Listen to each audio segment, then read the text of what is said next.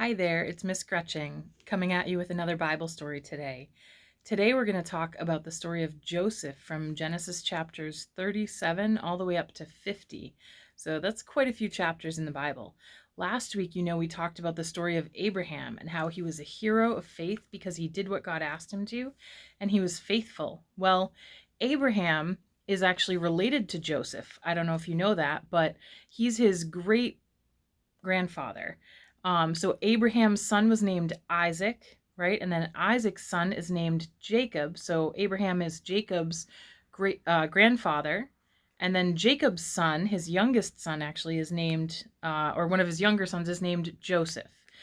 Um, and Jacob has another name. He also goes by Israel. So if in our story today you hear the name Israel, that's Joseph's father, and it's also Jacob from the Bible.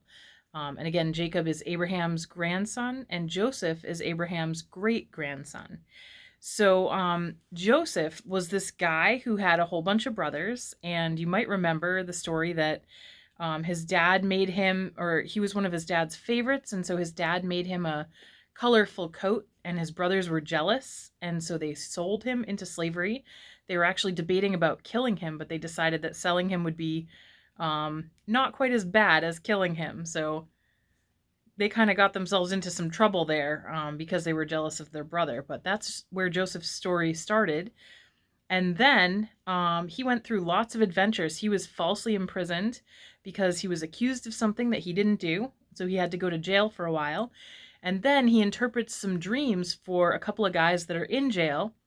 And the king finally hears about it, or Pharaoh is his name. And Pharaoh has a dream that he needs interpreted. So Joseph ends up interpreting a dream for Pharaoh and helps him out. And the dream is actually about a famine. Famine happens when there's not enough rain, or the growing conditions are really bad, and then there's not enough food for people to eat. So in the dream, there were going to be 7 years of plenty, followed by 7 years of famine when they don't have enough. Um, so After Joseph interprets this dream, Pharaoh ends up putting him in charge of most of Egypt so that he can prepare and save food so that there's enough food in the land for when the famine comes. So Joseph goes from being the younger brother who isn't liked by his family, who isn't appreciated, to being the first, foremost, and most powerful person in the kingdom, except for Pharaoh in Egypt. So from there, our story picks up, and the famine begins, and eventually everyone runs out of food. There's not enough food to be had, and because Joseph stored up food, all of Egypt has food. And Joseph's brothers, they don't live in Egypt, but they hear that there's food in Egypt. So they think that their brother's probably dead, or they don't know what happened to him. They tell their dad that he died.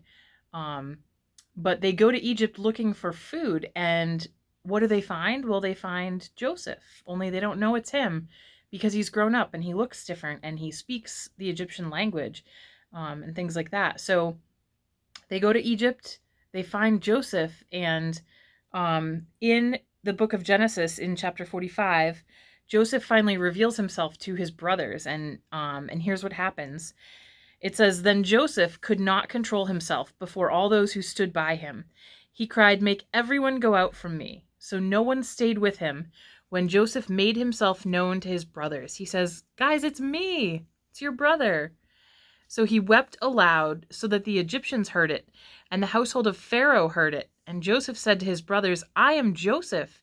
Is my father still alive?" But his brothers could not answer him, for they were dismayed at his presence. Why would they be upset to find him? Well, because they had done a really horrible thing, so they might be upset about that. So his brothers were dismayed. They might be thinking he's going to try and get vengeance on them or something like that. And remember, Joseph is the one in power with all the food and working for Pharaoh. So his brothers are a little bit scared of him. Joseph said to his brothers, "Come near to me, please." And they came near. And he said, "I am your brother, Joseph, whom you sold into Egypt.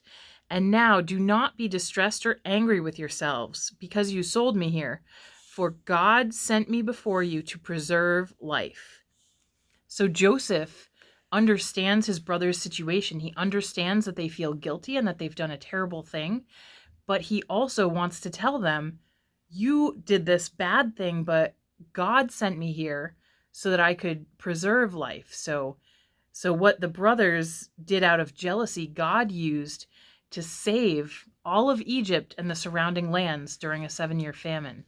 So that's a pretty incredible thing that God did. And Joseph shows great compassion and forgiveness toward his brothers. He's not angry. He's overjoyed. In fact, he's weeping. He's weeping because he's so happy to see them, so emotional that his family's there.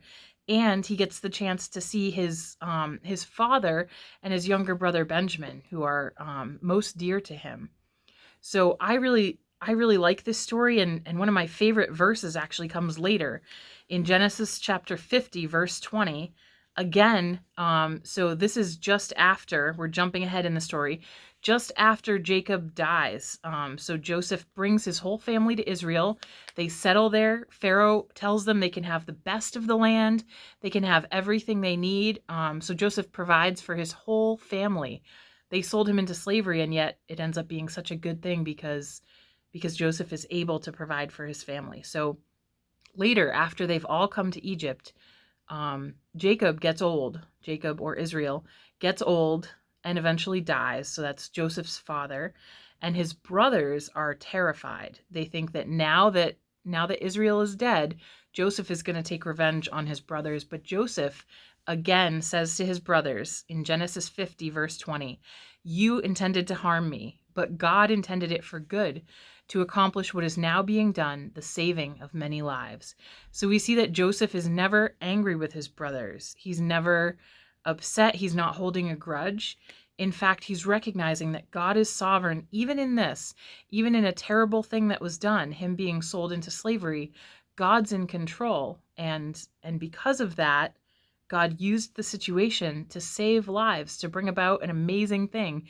They all had food. So our story today is about this, is about Joseph being a hero of faith.